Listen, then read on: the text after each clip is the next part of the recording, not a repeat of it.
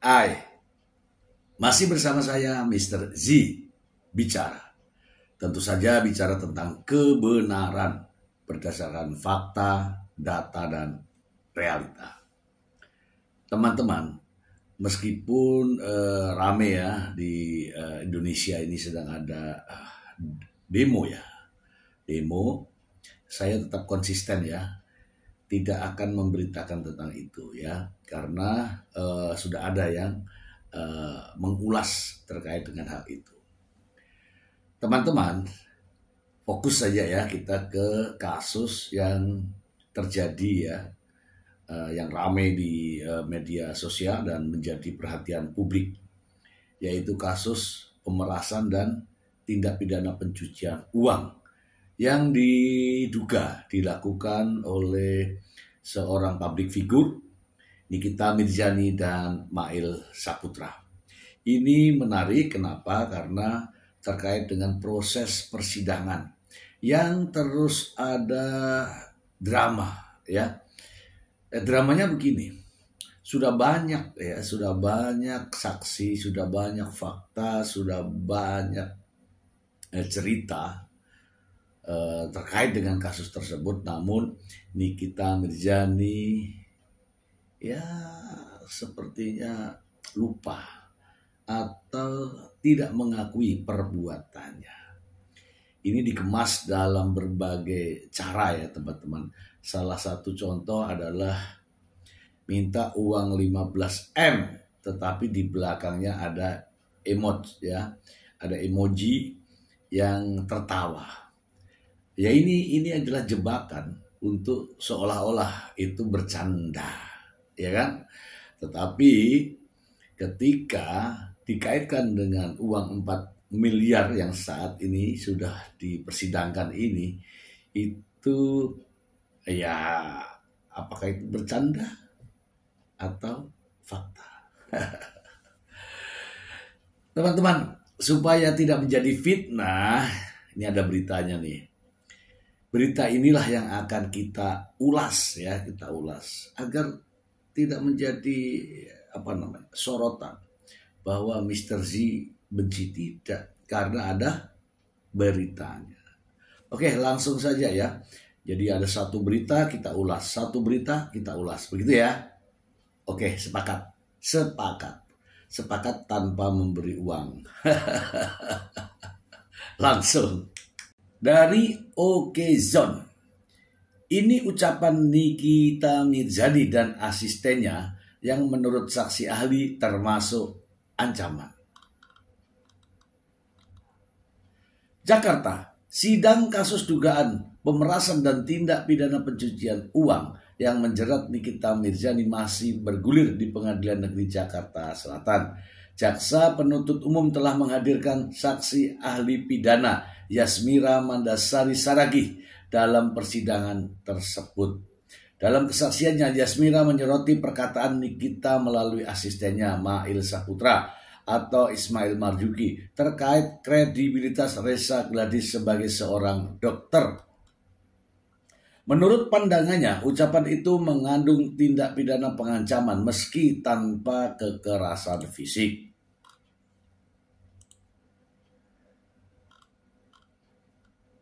Di situ jelas saya baca ada kalimat yang mengatakan akan hancur kredibilitas dokter. Maaf kalau kurang lengkap ya, saya tidak terlalu hafal apa kalimatnya, tutur Yasmira Mandasari Saragih saat sidang. Tapi pada intinya adalah ada ancaman di sana. Tidak dengan kekerasan, tapi dengan ancaman pencemaran. Di dalam BAP yang saya lihat sambungnya. Yasmira Mandasari beranggapan ancaman itu terlihat pada kalimat-kalimat yang bisa memicu rasa takut Dr. Reza Gladys. Bahkan dia menilai tindakan Reza Gladys memberikan uang sebesar 4 miliar kepada pihak Nikita Mirzani belum tentu dilakukan secara sukarela. Saya lihat di WhatsApp itu ada yang membuat takut sehingga ketika seseorang menyerahkan uang barang, walaupun dia menyerahkan tapi belum tentu dengan sukarela, tegasnya. Yasmira mengatakan terdapat perbedaan tipis antara tindak pidana pemerasan dengan pencurian dengan kekerasan. Ini hampir mirip yang mulia. Bedanya adalah dalam tindakan pencurian dengan kekerasan, barang itu diambil oleh pelaku di tangan korban. Jelas Yasmira Mandasari Saragi. Tetapi dalam tindak pidana pemerasan, barang itu korban sendiri yang menyerahkan kepada pelaku karena atau setelah mendapatkan ancaman atau kekerasan, ujarnya. Oke, kita bahas langsung ya teman-teman ya. Dari ahli ini sudah jelas mengatakan bahwa kalimat-kalimat yang ada di WhatsApp tersebut itu bentuknya adalah ancaman. Ancaman apa? Ya, ancaman untuk membuka rahasia atau mencemarkan nama. Itu yang terjadi. Dan ahli mengatakan itu memang tidak dengan kekerasan, tetapi ancaman itu sudah masuk kategori untuk menjatuhkan kredibilitas dari Dr. Reza Gladys. Jadi teman-teman, unsur daripada pasal 369 KUHP sudah masuk. Ada mensrea, yaitu dengan cara menguntungkan diri sendiri, dengan sebuah ancaman. Apa ancamannya? Yaitu hancur kredibilitas Dr. Reza Gladys. Itu penjelasan dari fakta persidangan dan saya kutip dari berita itu. Ya. Selanjutnya teman-teman masih ada satu berita lagi ya terkait Nikita Mirzani ya dalam persidangan tersebut ketika ada kesaksian dari Melvina. Ini sangat menarik. Kenapa? Karena itu chat langsung teman-teman dari terdakwa dengan saksi langsung. Meskipun perkara ini tidak mengkaitkan dengan peristiwa ini, tetapi ini maknanya adalah untuk meyakinkan hakim agar lebih yakin bahwa terdakwa ini sering melakukan hal seperti ini. Supaya tidak menjadi fitnah, langsung saja kita ke sumbernya. Dari MSM, bantah minta 15 miliar dari Melvina Husyanti. Nikita Mirzani bilang begini. Kita baca ya. Jakarta, JPNN.com. Pemilik Davina Skincare Melvina Husyanti menjadi salah satu saksi dalam sidang atas dugaan pemerasan dan tindak pidana pencucian uang dengan terdakwa Nikita Mirzani. Sidang lanjutan atas dugaan kasus tersebut digelar di Pengadilan Negeri Jakarta Selatan. Dalam sidang, Melvina Husyanti mengaku pernah diminta uang sebesar 15 miliar oleh Nikita Mirzani agar produk skincare miliknya tak diulas buruk.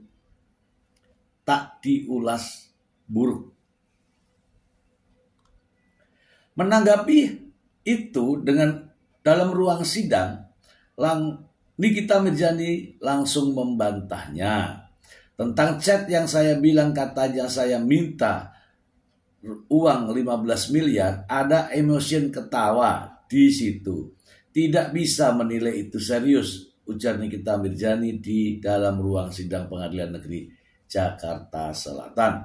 Melvina pun membenarkan soal adanya emosi ketawa tersebut. Nikita Mirzani kemudian kembali mencecar pengusaha skincare itu terkait percakapan yang diduga ada tindak pemerasan. Dia menanyakan alasan Melvina mengapa berkeras untuk memberikannya sejumlah uang. Waktu Anda menawarkan saya sejumlah uang 3 miliar itu untuk apa? Untuk tutup mulut saya atau untuk apa? Tanya Nikita Mirzani. Ya, agar produk saya tidak disebut-sebut lagi, jawab Melvina Husyanti. Mendengar jawaban itu, artis 39 tahun itu mengaku dirinya tak pernah meminta uang dari Melvina. Berarti inisiatif Anda sendiri ya. Padahal saya di sini jelas-jelas menolak keras dengan saya bilang, saya tidak mau dan saya memang tidak pernah menerima uang apapun dari Anda, Kang.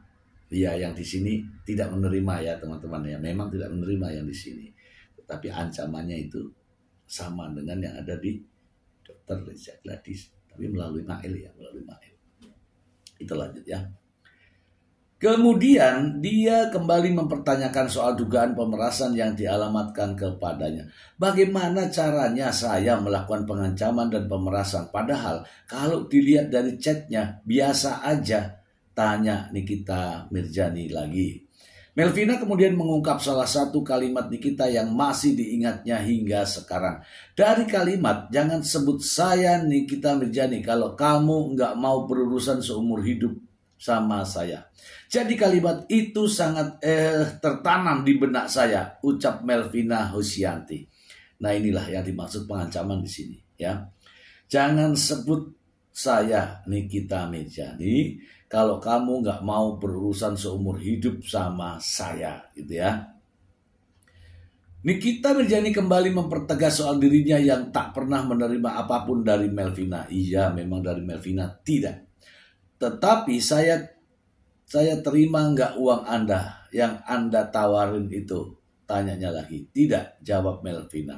Sebelumnya Nikita Mirjani didakwa melakukan tindak pidana pemerasan atau pengancaman secara elektronik terhadap Reza Gladys. Selain itu, Nikita juga didakwa atas dugaan tindak pidana pencucian uang atas uang yang dia terima dari Reza Gladys. Tindak pidana itu dilakukan Nikita bersama asistennya Ismail Marzuki.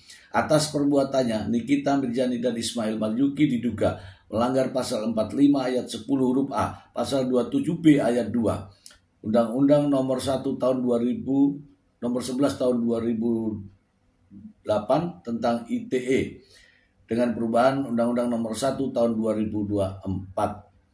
Kemudian pasal 3 Undang-Undang nomor 8 tahun 2010 tentang pencegahan dan pemberantasan tindak pidana pencucian uang. Junto pasal 55 ayat 1 ke 1 KUHP.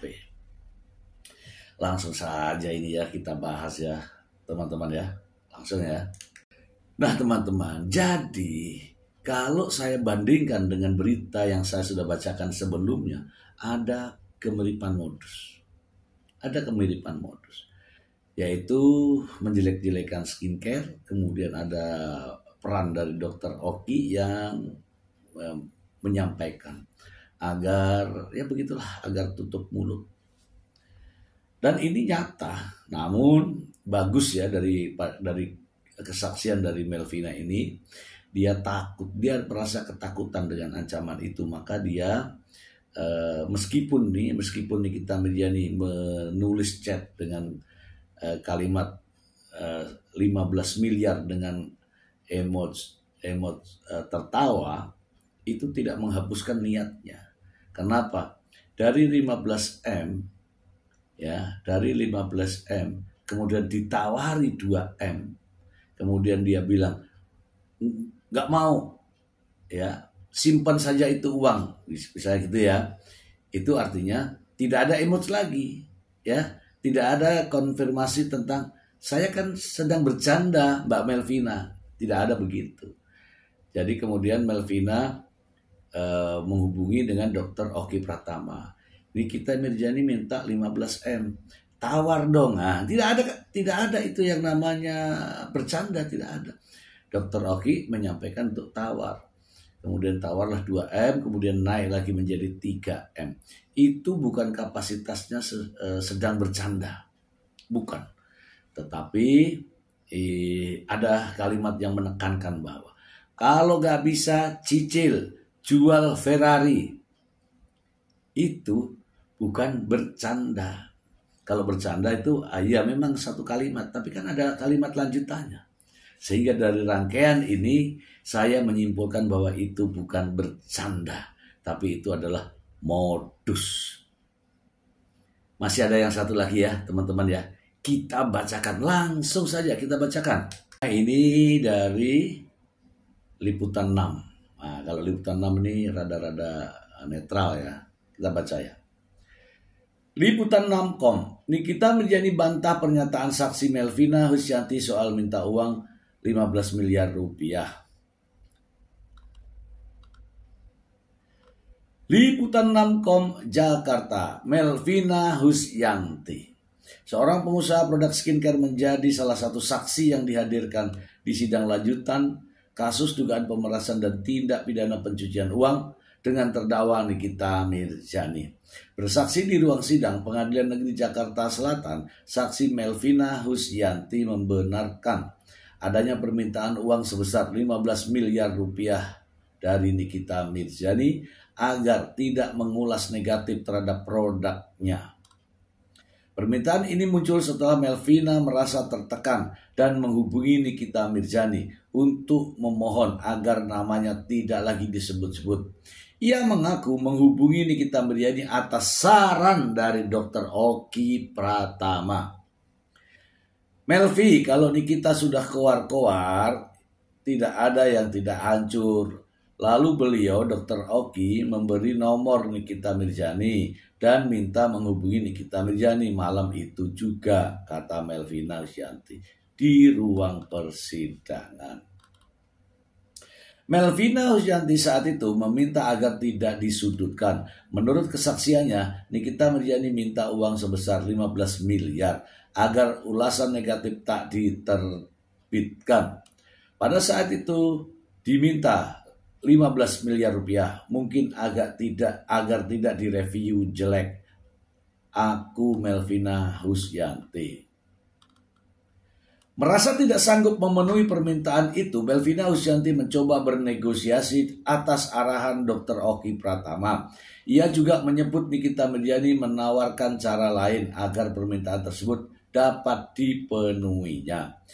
Cicil aja atau merasa tidak sanggup memenuhi permintaan itu, Melvina Husyanti mencoba bernegosiasi atas arahan Dr. Oki Pratama. Ia juga menyebut Nikita Mirjani menawarkan cara lain agar permintaan tersebut dapat dipenuhinya. Cicil saja atau jual mobil Ferrarinya, saya tidak menyanggupi, saya pasrah saja, tutur Melvina Husyanti. Sementara itu, Nikita Mirjani membantah minta uang 15 miliar. Ia menegaskan bahwa permintaan itu tidak dilakukan secara serius karena dibarengi dengan emosi tertawa. Tentang chat yang saya bilang, katanya saya minta 15 miliar, ada emosi ketawa. Di situ tidak bisa menilai itu serius, kata Nikita Mirjani. Melvina Husyanti tidak membantah tentang keberadaan emosi tertawa yang dimaksud Nikita Mirjani. Kepada majelis hakim, ia membenarkan adanya emosi tersebut dalam pesan yang disampaikan Nikita Mirjani. Oke, sudah selesai. Langsung kita bahas ya, teman-teman. Langsung sajalah. Baik, teman-teman. Jadi semua sudah saya bacakan ya. Sudah saya bacakan. Artinya apa? Ada dasarnya untuk memberikan ulasan. Teman-teman, ini kehadiran Melvina Husyanti di Pengadilan Negeri Jakarta Selatan saat sidang terdakwa Nikita ini tidak lain dan tidak bukan hanyalah untuk memberikan keyakinan hakim dalam menilai ya apakah kasus ini benar dan nyata. Dari kesaksian Melvina ini saya mengingat kembali kesaksian juga dari Sheila Saukia. Modusnya sama. Dari owner skincare, kemudian hubungan dengan Oki Pratama, kemudian urusannya dengan Nikita. Sama juga dengan Melvina itu. Dari Dr. Oki Pratama, berhubungan dengan Melvina, kemudian kaitannya dengan Nikita Mirjani. Dan sama persis dengan apa yang terjadi pada laporan Dr. Reza Gladys.